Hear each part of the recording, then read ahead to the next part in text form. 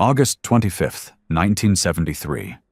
Over 50,000 people packed Adelaide Oval for the biggest football match of the season. Among them sat two little girls.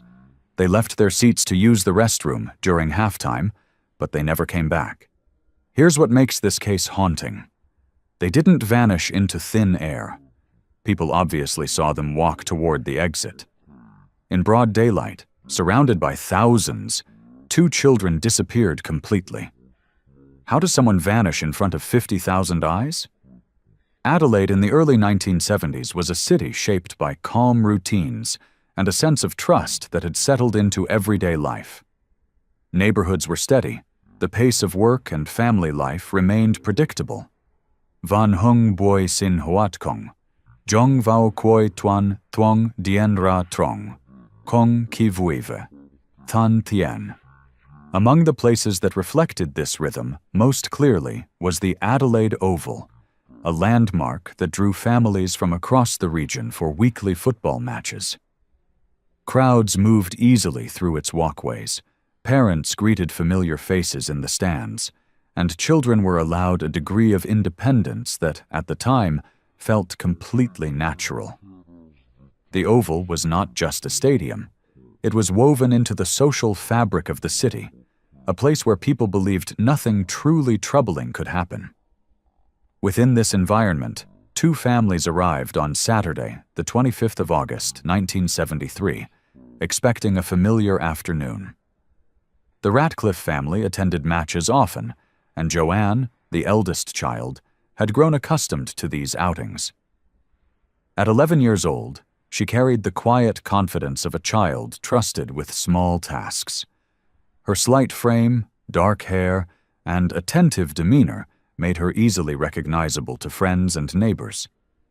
She was known to be responsible, especially around younger children, and she often stepped into the role of helper without being asked. Her parents relied on her in ways that felt appropriate for her age. She could guide a younger child to the restroom, stop at the concession area, or return to their seats without causing concern. The Gordon family shared similar routines. 4-year-old Kirsta was the younger of the two children present that day. A bright and gentle girl who often walked hand in hand with adults or followed older children with trust. Her expressions were lively, and her small steps usually fell in rhythm with Joanne's. Family members recalled her as a child who observed the world with curiosity, but always within the secure orbit of familiar people. To those who knew them, it was natural for Joanne to watch over Kirsta during an outing. The pairing suited both families' expectations and reflected the common practices of the period. The match that afternoon began like many others. Spectators filtered into the stadium, the air filled with the steady hum of conversations, and the teams took to the field. From their seats, the two families settled into the flow of the game. Not long after play commenced, Joanne and Kirsta were given permission to leave their seats and walk to a nearby restroom just beyond the main seating area.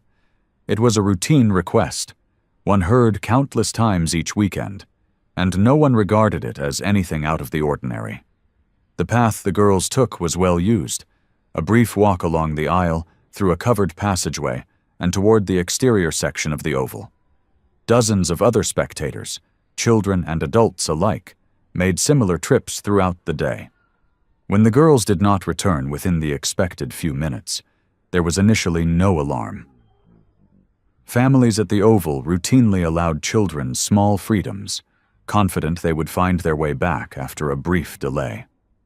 The most likely explanation seemed harmless. The girls might have joined a queue, paused to watch the game from a different angle, or been slowed by foot traffic. These possibilities allowed several more minutes to pass without concern, the adults occasionally glancing toward the walkway to see whether the girls were on their way back. Only when the delay grew longer than usual did the first undercurrent of unease settle in. Around this time, outside the main seating area, a teenage girl visiting the Oval with her family noticed a scene that, in the moment, seemed unremarkable. She observed a tall, slender man walking at a purposeful pace along a gravel path leading away from the stadium.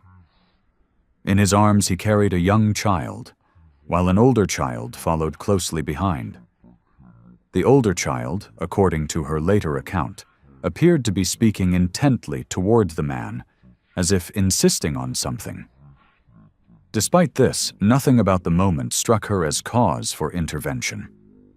The setting was crowded, family groups were everywhere, and small disagreements between adults and children were both common and easily overlooked.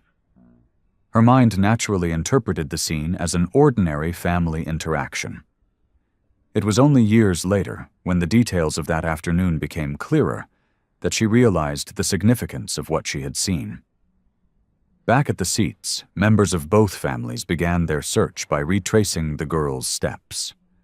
One adult walked down the aisle, scanned the walkway, and checked the restroom area.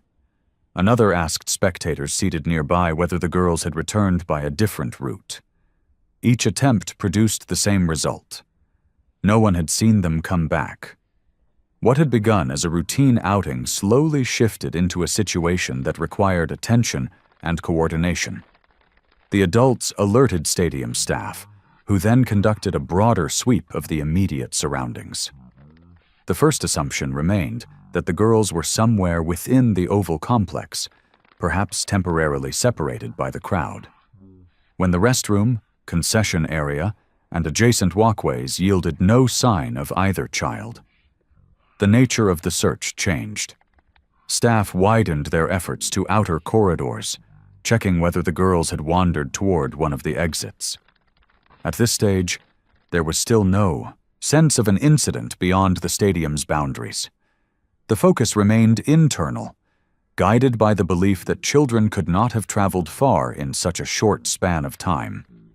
Yet the absence of any reliable sighting within the oval prompted investigators and family members to consider the path leading outward, toward the footbridge and the open area beyond the main gates. As later confirmed through witness accounts, this was the area where the last known sightings placed the two girls. The descriptions aligned. Two children moving with an adult, not in distress, and not in a manner that drew immediate concern.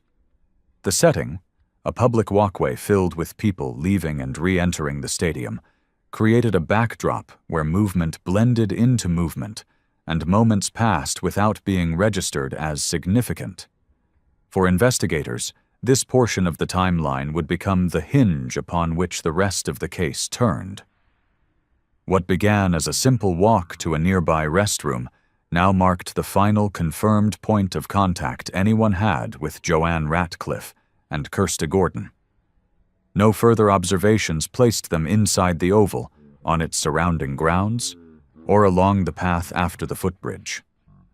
Their trail, so ordinary at the outset, ended at a location where countless people moved past without noticing anything unusual. And after the girls stepped beyond the familiar boundary of the stadium through that walkway, no one ever saw them again. When the initial attempt to locate the girls inside the oval produced no direction to follow, the Ratcliffe and Gordon families informed stadium staff, who in turn initiated their internal response procedures. During the 1970s, such protocols were straightforward. Staff members were assigned to search the restroom areas, the nearest stairways, and the sections immediately adjacent to the family's seating area. These early checks were carried out quickly, but the absence of any sign of the girls prompted staff to notify the police, who were already positioned at the venue as part of the routine crowd management. The officers on duty received the report in a structured manner consistent with the era's practice, recording the names, ages, clothing descriptions, and the last known location of the children, then relaying this information through the communication channels available at the time. Police began with the most accessible searches, examining the interior hallways, concession lanes, and the route leading to the restrooms. Officers moved systematically through each segment of the stadium, asking vendors, attendants, and spectators whether they had seen two young girls matching the descriptions. Their focus then expanded outward toward the gates, where attendants kept watch for separated children during major events.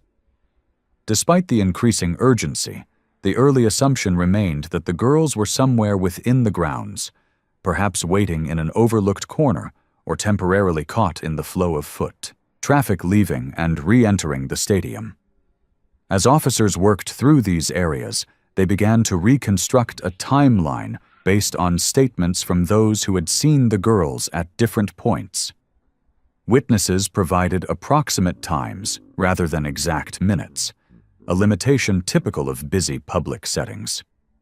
Still, investigators assembled the accounts into a workable sequence: the girls leaving their seats, being noticed near an internal walkway, then being observed again farther from the seating area.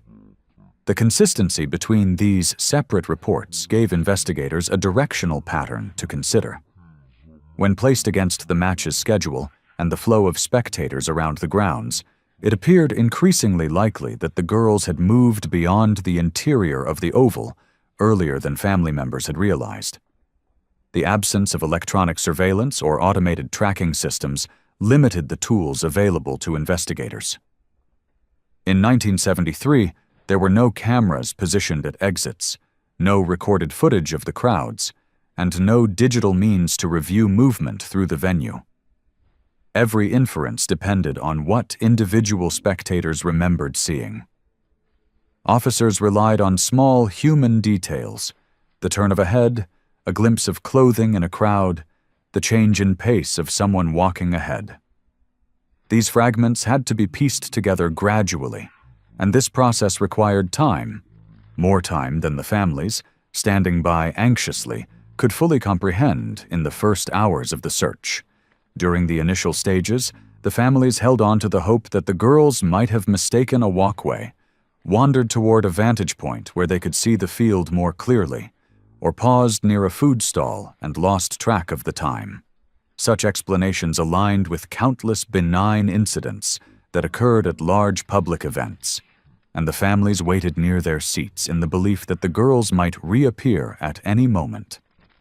Their expressions and mannerisms reflected a steady shift from reassurance to concern, but the investigation proceeded without dramatization. Officers remained focused on establishing facts in the sequence they could be confirmed. As evening light began to settle across the stadium, the search effort expanded beyond routine checks. Officers canvassed the outer perimeter of the oval, moving along the boundary fence, inspecting pedestrian routes, and speaking with individuals who had left earlier in the afternoon. This phase of the search required cross-referencing statements, paying attention to the slight differences between various accounts, and noting details that could either support or contradict the emerging timeline. It was during this effort that a clearer picture of the man seen walking with the children began to take shape. Multiple witnesses described a man with a tall, narrow frame, wearing a hat with a wide brim. Each account varied slightly, as memories from busy scenes often do, but the core similarities prompted investigators to consolidate the information into a composite sketch, a tool frequently used at the time to assist both officers and the public. The creation of the sketch represented the first significant turning point in the investigation. While it did not provide a name or an immediate lead, it offered a visual anchor for the inquiry, something tangible the community could recognize. Police shared the sketch with officers across the region, and local media, following the accepted practice of the era, published the image alongside general descriptions meant to encourage public awareness without inciting undue alarm. News outlets framed the report as a call for information, prompting citizens who had been at the Oval or in the surrounding streets to come forward if they recalled anything relevant. The public response was steady but inconclusive. Some callers believed they had seen individuals matching the man's description earlier in the day. Others recalled seeing two children near the Oval's outer pathways, but could not confirm whether they were the same girls. Each report had to be evaluated patiently, with officers filtering out statements that lacked reliability or conflicted with the established timeline. Without physical evidence, no items dropped, no footprints distinguishable from the countless others, no recorded image, there were limits to how far this early phase could progress. As the night moved on, the absence of concrete leads created a difficult reality for the investigators. The search within the stadium had yielded no direct clues, and the incremental steps taken to trace the girls beyond the oval produced only approximations. Officers recognized that the scope of the search could no longer remain limited to the grounds. They needed to explore surrounding streets, nearby parks, and the broader area accessible by foot within the time frame established. This expansion marked the transition between the immediate response and the more complex, resource-intensive investigation that would evolve over the days that followed.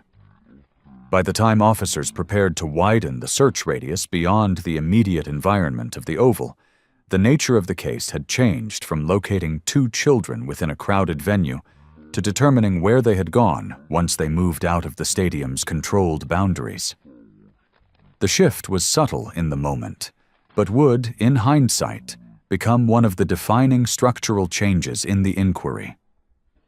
Despite the coordinated efforts of staff, police, and citizens during those first critical hours, no object, witness, or trace had surfaced to confirm the girls' direction after they left the familiar footprint of the oval. It was at this juncture that investigators stepped beyond the stadium and into the broader uncertainty that awaited them. As the initial investigation pushed past its first days and into the following weeks, the limitations of the era quickly became apparent. Adelaide in the 1970s had no surveillance, systems positioned at stadium exits, no traffic cameras recording pedestrian movement, and no automated logs capable of reconstructing the flow of people leaving a major public event. Investigators had to rely on written notes, memory-based statements, and physical canvassing of the surrounding areas. Once the early search concluded without producing a clear direction, the inquiry entered a phase defined not by a lack of effort, but by the inherent constraints of the tools available at the time. Officers continued to review witness statements, map possible routes the girls might have taken, and revisit individuals who had been at the oval that afternoon. Yet every new question circled back to the same problem. No one could say with certainty where the two children had gone after stepping beyond the stadium walkway. Over time, the investigation shifted into what police refer to as an open file. This meant the case remained active in principle, but without new leads, the frequency of investigative activity slowly decreased. The team reviewed the composite sketch, compared it to known individuals in the region, and monitored any reports of suspicious behavior that might align with earlier descriptions. Still, nothing surfaced that allowed officers to advance the inquiry in a meaningful way. The absence of physical evidence left the investigation heavily dependent on recollections, and as months passed, these recollections naturally lost their sharpness.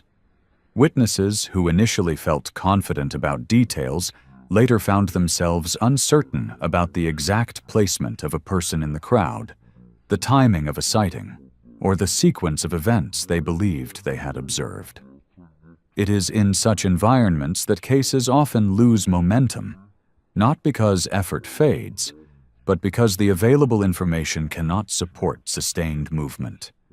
For the families, however, time did not allow the situation to fade in the same way.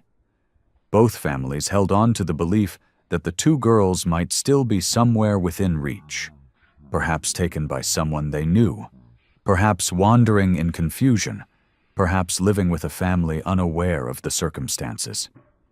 These hopes grew from the absence of firm evidence indicating otherwise, and families in similar situations often lean on possibilities that sit just far enough from the facts to remain emotionally credible.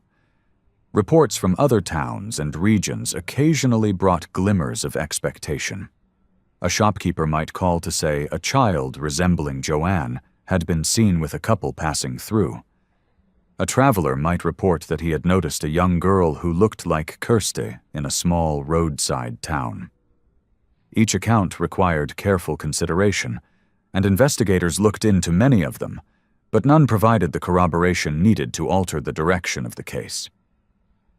As the years progressed, the inquiry became a patchwork of these intermittent reports, moments where a member of the public believed they had encountered someone, matching the girl's descriptions. Some calls were simple misunderstandings, others sincere attempts to help, and a few appeared motivated by uncertainty in the witnesses' own memories. Nevertheless, police documented each one, preserving them in the event that a future detail might reveal a pattern. In some instances, individuals who had been at the Oval that day returned years later, compelled by the belief that a detail they had previously dismissed might now hold importance. Many of these accounts, though well-intentioned, could not be verified due to the passage of time and the absence of supporting evidence. They remained entries in the case file, significant for what they represented emotionally, but limited in investigative utility. Among these later recollections, one stood out for the consistency with which it was retold. A woman who had been a teenager on the day of the match retained a remarkably clear mental image of the man she had seen walking with the two children. Unlike earlier witnesses whose memories had blurred, she maintained a stable recollection of the man's posture, the pace at which he walked, and the way the older child followed behind. Her recollection did not immediately unlock new findings, but its clarity provided investigators with a constant reference point, a rare example of a memory that did not erode across the years. Still, even her testimony, valuable as it was, lacked the corroboration needed to reshape the direction of the inquiry. By the mid-1980s, more than a decade after the disappearance, the case existed in a phase defined largely by quiet persistence. Officers periodically revisited the file, especially when new personnel joined the unit or when emerging investigative practices suggested a potential way to re-examine old information. Yet without modern technology, no DNA comparison tools, no digital search algorithms, no national databases built to cross-reference identities, the file remained anchored to the limitations of its era. Families continued to mark holidays and anniversaries with private hope, each year adding additional layers of distance between the present and the day of the disappearance. The public, too, carried a quiet awareness of the case, with occasional news segments reminding viewers of the unresolved nature of the events at the Oval. Entering the 1990s, nearly 20 years after the disappearance, the investigation's structural challenges deepened. Memories grew further from their origins, key witnesses moved away, and some individuals who might have held relevant information were no longer reachable. The growing distance created a sense of stillness around the case. Not an end, but a long pause that endured without interruption. For new investigators reviewing the file, the disappearance felt suspended in a permanent state of incompletion, as though the original trail had dissolved before anyone knew where it had been pointing. The families, despite the passing years, continued to express hope that one day someone might come forward with information capable of reshaping the narrative. They considered the possibility that the girls had been living outside South Australia, or that they had grown up unaware of their origins. Cases in other regions, where missing children were later identified decades after their disappearance, allowed such thoughts to hold weight. When individuals approached the families claiming distant memories of meeting two young girls who resembled Joanne and Kirsty, the families listened closely, aware that even improbable stories could offer direction. Investigators, however, had to evaluate these accounts with caution, balancing compassion with the need for verifiable evidence. By the late 1990s, the file, though never closed, had settled into a long-standing position within the department, an unresolved chapter marked by persistent questions and a conspicuous absence of new leads. Nearly 30 years had passed since the girls were last seen, and the silence surrounding their disappearance remained unbroken. For those involved in the early investigation, the case had taken on a form that resisted closure, defined not by what was known, but by what had never come into view. The sense that a single missing detail might yet alter the trajectory of the inquiry lingered, even as time continued to move forward, carrying the case farther from the day it began, yet never fully allowing it to fall away. The long quiet surrounding the case changed in 2009, when investigators received a statement from a man serving a sentence for unrelated offenses. During a counseling session, he claimed that his grandfather had been at Adelaide Oval on the day of the disappearance. The claim did not arrive with evidence, nor was it presented as a confession in the formal sense. It appeared instead as a recollection shaped by personal circumstances and the desire to speak about matters long held private. The investigative team treated the information as a potential lead, neither accepting nor dismissing it outright. What stood out was the level of detail in portions of the account, references to locations, descriptions of clothing, and mentions of habits that aligned, in part, with fragments preserved in the original case files. These small points of overlap prompted detectives to review the statement more closely, approaching it with the caution required whenever new information surfaces decades after the initial event. The process of examining the claim followed established investigative practice.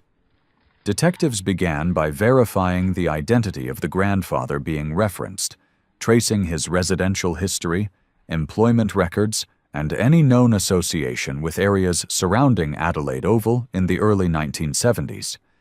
They analyzed his movements during that period as best they could, reviewing public records and speaking with individuals who had known him. Although decades had passed, certain documents remained, accessible: property listings, archived directories, and community records that helped approximate his presence within the region. The investigative team looked for intersections between these records and the details mentioned in the grandson's statement, noting where timelines aligned and where inconsistencies appeared. Each segment of information required careful scrutiny, because statements delivered so long after the fact risk being distorted by memory or influenced by outside accounts. While detectives reviewed this new thread, an older witness resurfaced in the inquiry. Sue Laurie, who had been a teenager at the Oval on the day of the disappearance, had long held a clear memory of the man she saw walking with the two children.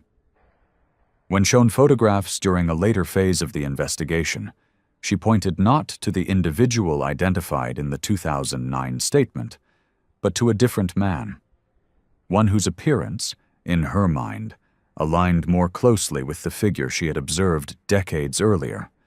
Her certainty, calm and measured, added a new dimension to the inquiry. The investigative team now faced a situation in which two separate individuals had emerged as potential persons of interest, one from a contemporary statement supported by partial detail, and another from a long-held eyewitness recollection that had remained consistent across the years. This development required investigators to pursue both lines of inquiry in parallel. They examined the background of the second man identified by Laurie, looking into his place of residence at the time, his travel history, and any known ties to Adelaide or its surrounding regions. What added complexity to the investigation was the discovery that both individuals shared several characteristics that matched the composite sketch created in 1973. Each was described as having a similar build, similar facial structure, and a style of dress that aligned with accounts provided by early witnesses. Neither man could be eliminated solely on the basis of appearance, and both had lived or worked within areas that, geographically, made their presence near the Oval plausible. These overlapping details did not prove involvement, but did raise questions worth exploring further. Investigators also considered the broader context of the era. Public records suggested that both individuals had been present in or near Adelaide at various times, though the exact timing required careful reconstruction. The similarities between them extended beyond physical description, including certain habits and patterns of movement that matched the general behavioral outlines derived from early witness testimony. Yet, as investigators noted in their internal summaries, similarities alone could not serve as evidence of involvement. They could, however, signal the importance of examining each individual with equal diligence, especially given the challenges posed by the passage of time. The situation produced a rare investigative dilemma. On one hand, the 2009 statement offered specific details that appeared too precise to be dismissed entirely. On the other hand, Lori's independent identification carried weight because of the clarity and stability of her memory, particularly regarding the posture, pace, and general demeanor of the man she had observed. Her recollection stood apart from others, not because it contradicted earlier statements, but because it offered a perspective that had not shifted significantly and was expressed without hesitation. The investigative team reviewed her statements carefully, recognizing that eyewitness identifications made long after an event must be approached with both respect and caution. Nevertheless, her account remained one of the few consistent narratives available, making it an important anchor in the wider inquiry. As investigators progressed through these parallel examinations, they acknowledged the role of circumstance and coincidence. It was uncommon to encounter two individuals whose backgrounds, appearance, and geographic proximity all aligned so closely with the fragments of information preserved from a decades-old case. The trappings of coincidence, however, did not equate to evidence. Detectives proceeded by mapping each man's possible presence at the Oval, comparing timelines, reviewing archived records, and interviewing individuals who might recall their activities during that period. The goal was not to determine guilt based on circumstantial alignment, but to identify whether any verifiable intersection existed between the individuals and the events of that afternoon in 1973. This renewed effort led investigators back into the original case files, prompting a thorough review of interviews, diagrams, and notes compiled in the days immediately following the disappearance. They sought connections between the old and the new. Details in early sketches that might align with photographs, references in the grandson's statement that might match locations within the Oval, and elements of Lori's account that could be reconciled with the established timeline. Detectives approached these tasks with a methodical mindset, understanding that even a subtle discrepancy or a minor confirmation could influence the direction of the inquiry. Their work did not rely on the assumption that either man was responsible, but on the principle that both deserved careful and impartial examination. Despite the renewed momentum, the complexity of the material demanded patience. Each line of inquiry introduced additional questions about movements, geography, and the reliability of decades-old recollections.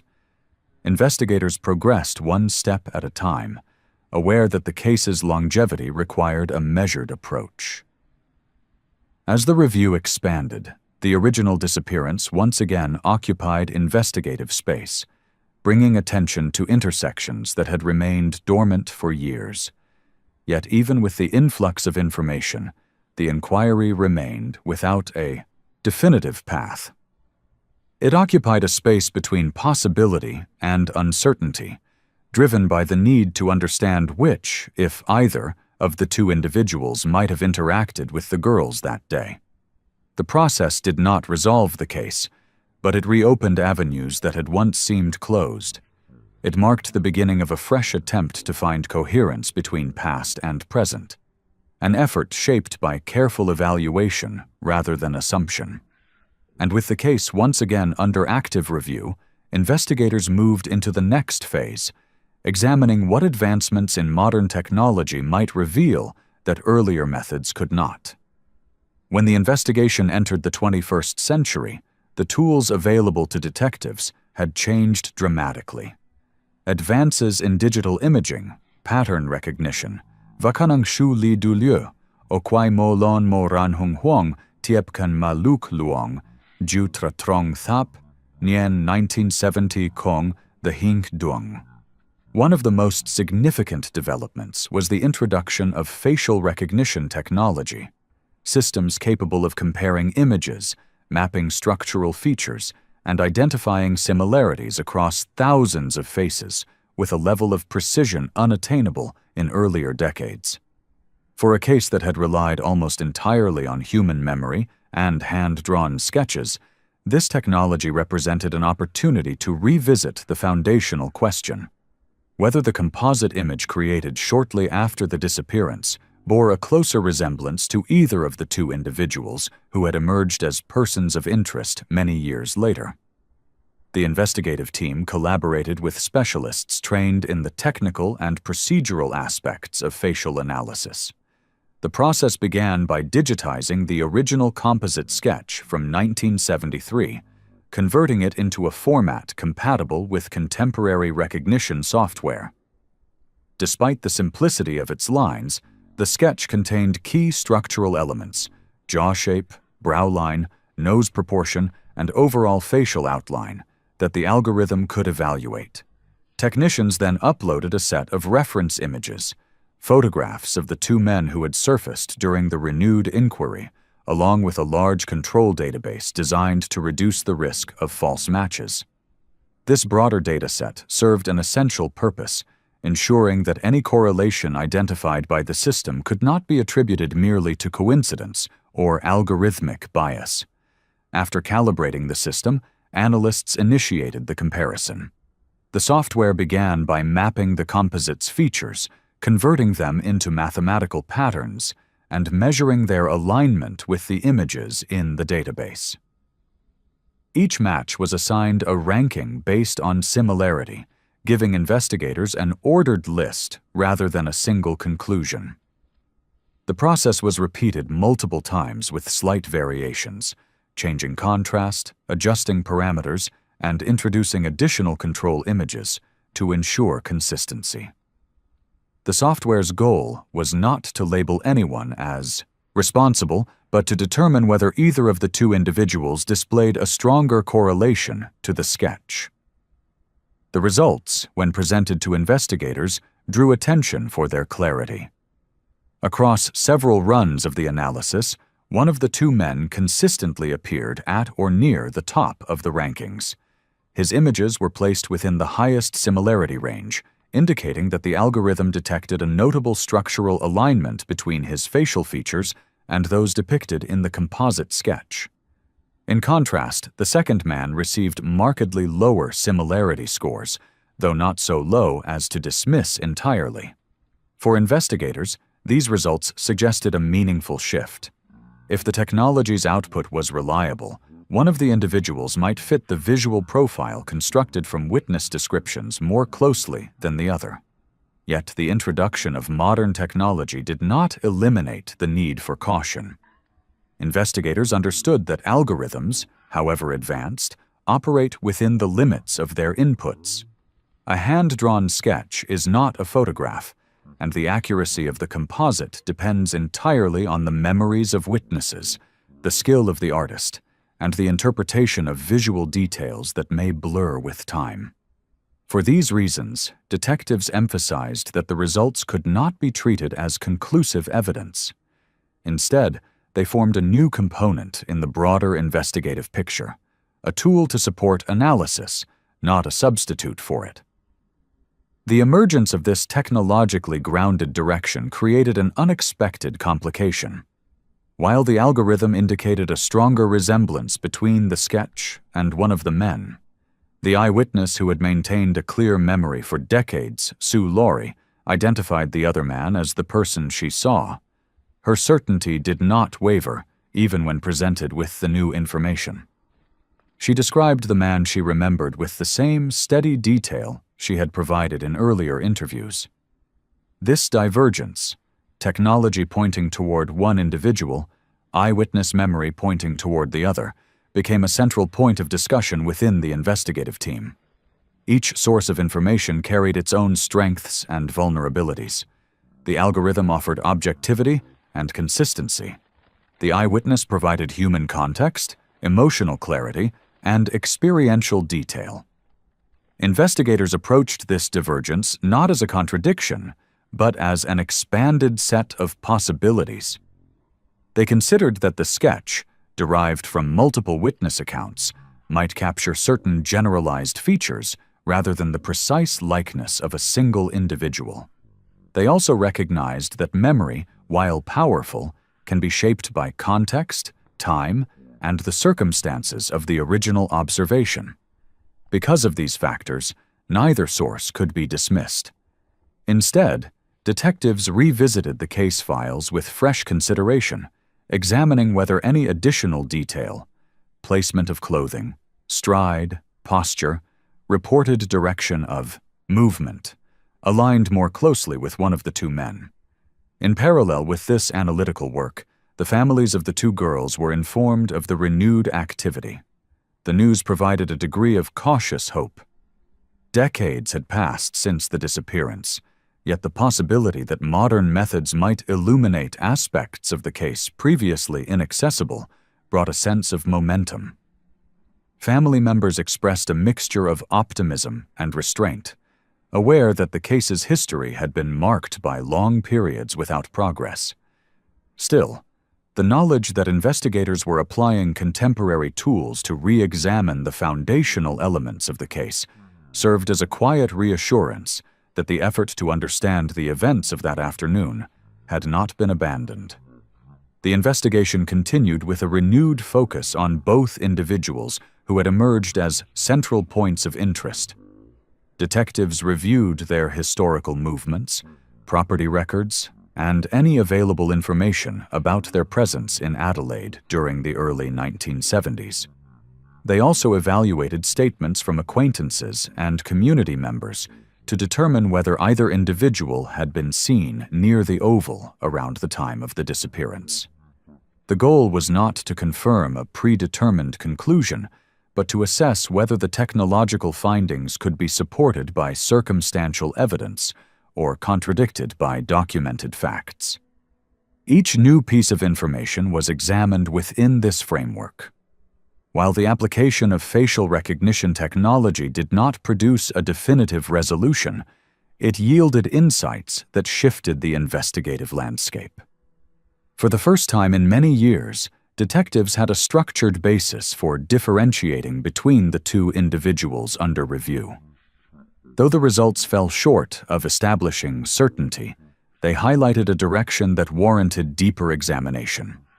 Investigators recognized that breakthroughs in long-standing cases often emerge not from a single revelation, but from the gradual accumulation of small, consistent indicators.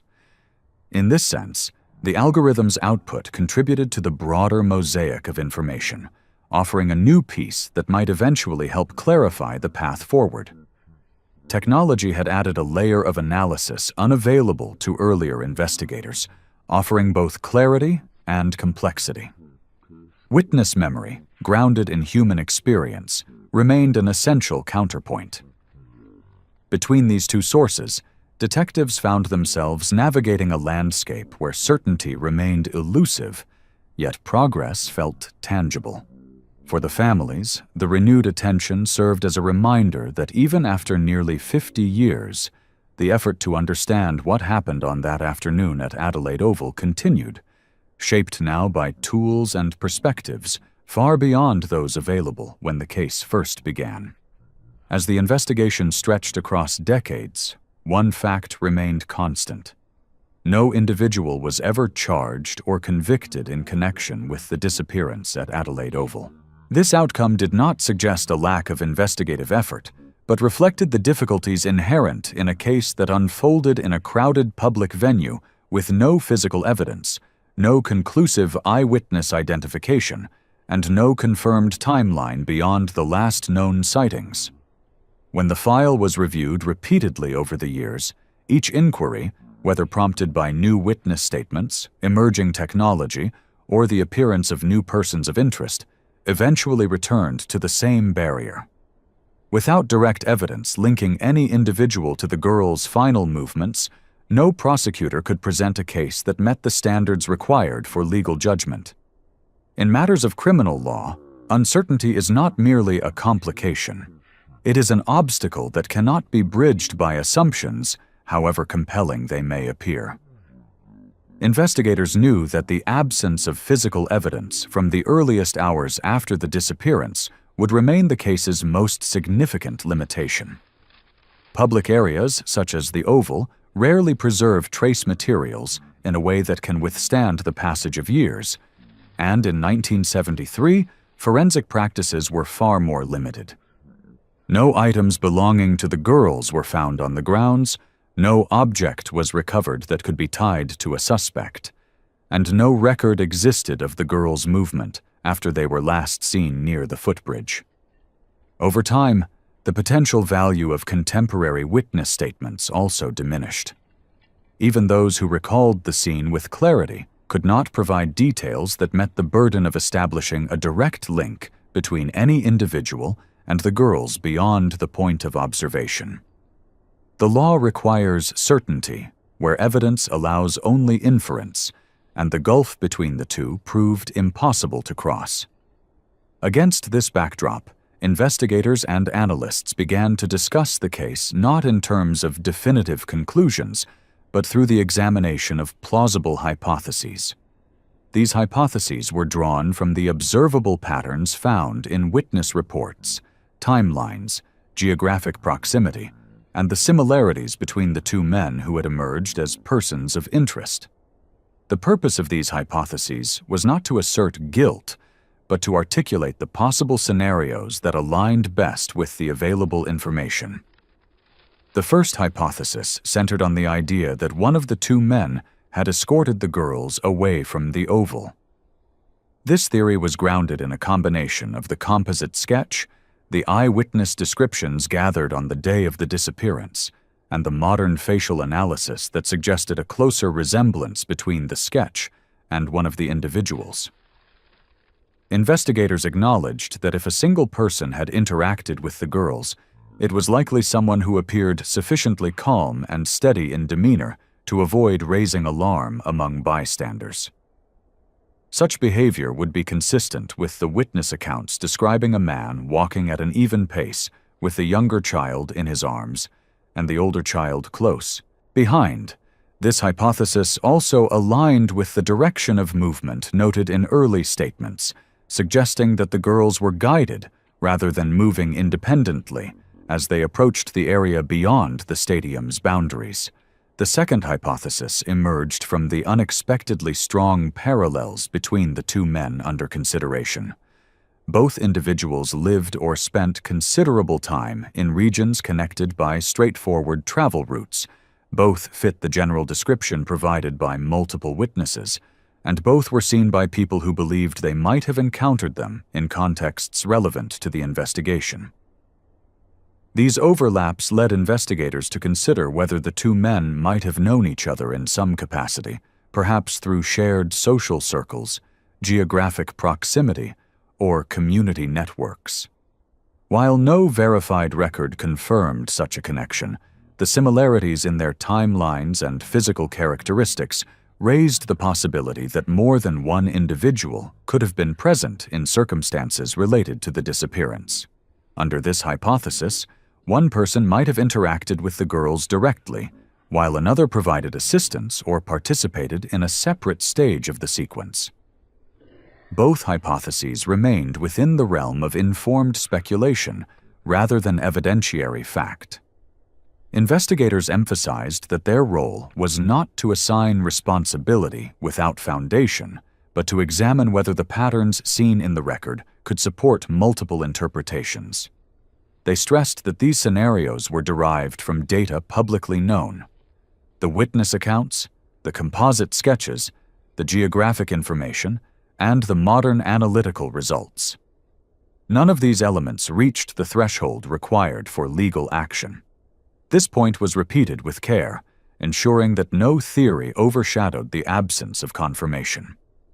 The inquiry into the case required respect for both the integrity of the investigation and the individuals whose names appeared in its margins. The families, when informed of these possibilities, responded with a mix of reflection and acceptance. They had lived many years balancing hope with realism. The idea that one person, or possibly more than one, could have played a role in the girl's disappearance was not new to them, but the renewed framing offered by the modern review gave them a clearer sense of the investigative landscape. They understood that hypotheses were not conclusions, and that detectives were presenting the most responsible interpretation of incomplete information. Still, seeing the case approached with fresh structure and advanced tools brought a quiet reassurance, as if the effort to understand the events of 1973 remained active even after the passage of half a lifetime. Legal experts who reviewed the developments echoed similar views. They noted that the absence of direct evidence is not merely a procedural challenge, but a structural one. Without definitive proof, a court cannot determine accountability, regardless of how persuasive a theory might appear. In this context, the two hypotheses served more as frameworks for investigative possibility than as pathways toward judicial resolution. They allowed the public, the families, and future investigators to conceptualize the case without collapsing into speculation detached from documented facts. As this phase of the review concluded, detectives returned once more to the core question that had shaped the inquiry from the beginning. They had in hand detailed profiles of two individuals, a technologically informed comparison to the composite sketch, and decades of accumulated witness accounts. Yet none of these elements, alone or together, could construct a definitive account of what took place after the girls walked beyond the oval's inner perimeter. The investigation had expanded in depth, not in certainty, and the fundamental gap in the narrative remained. The question that persisted was simple in form, but complex in implication. Regardless of which hypothesis held more weight, what happened after the girls left the stadium walkway? It was a question that resisted closure, standing unchanged despite the years of review. And as investigators summarized this stage of the inquiry, they acknowledged that, while the hypotheses offered structure, the events beyond the oval continued to occupy a space no evidence had yet managed to illuminate. Whichever direction the truth aligns with, one senior investigator noted, what occurred after the girls stepped away from the oval remains a part of the story that no record has yet filled. In the decades after the disappearance at Adelaide Oval, the families of Joanne Ratcliffe and Kirsty Gordon lived within a rhythm shaped partly by the passing of ordinary years and partly by the persistence of a question that had never found its answer. Each family navigated birthdays, milestones, and quiet evenings with an awareness that their daughter's absence had become part of the household landscape. Yet even amid that absence, hope maintained a steady presence, a belief that the girls might still be somewhere in the world, living lives unknown to those who had spent nearly 50 years waiting for a sign. Such hope did not fade with time. Instead, it adjusted, evolving into a form that could coexist with the realities of daily life without relinquishing the possibility, however faint, that new information might someday emerge. Across the years, occasional messages reached the families from individuals who believed they had seen, met, or briefly crossed paths with someone resembling the two girls. These accounts, though often unverified, gave the families moments of quiet reflection, prompting them to consider whether a memory from a distant town or a chance encounter described by a passerby might hold some truth.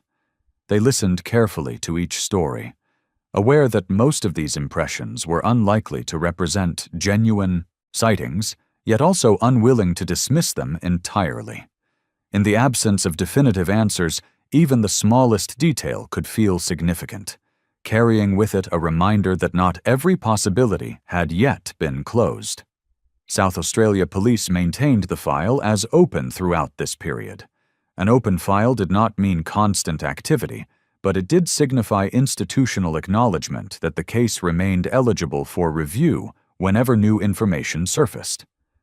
Officers periodically returned to the material, sometimes prompted by technological developments, sometimes by the appointment of new investigators who brought fresh perspectives. Each re-examination served as a reassurance to the families that, although time had passed, the case itself had not been forgotten. The department continued to encourage members of the public to share any recollection, no matter how distant, on the understanding that cold cases often depend on unexpected fragments resurfacing after years of silence. Within the community, the disappearance came to represent more than a single unresolved event. It became a reminder, a quiet but persistent indication that even familiar places can hold moments beyond prediction. Parents who attended matches at the Oval in later years spoke of the case with a kind of reflective caution, aware that the stadium's history included not just triumphs and celebrations, but a mystery that had shaped the city's collective memory. The story found its way into conversations between generations, discussed not with fear, but with a sense of careful regard for the ways in which ordinary circumstances can shift unexpectedly. In this way, the case influenced the culture of the community, reminding residents that attentiveness is part of the responsibility shared by all who gather in public spaces. For the families, the memory of the girls remained woven into daily life through not only stories and photographs, but also through specific objects that preserved a connection to the past. One such object, a small item kept from the day of the match, remained in the possession of a family member as the decades passed.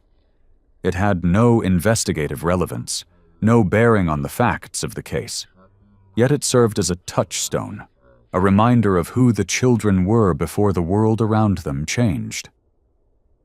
The object acted as a private anchor, something quiet and steady that guided the family through moments when the absence felt most profound.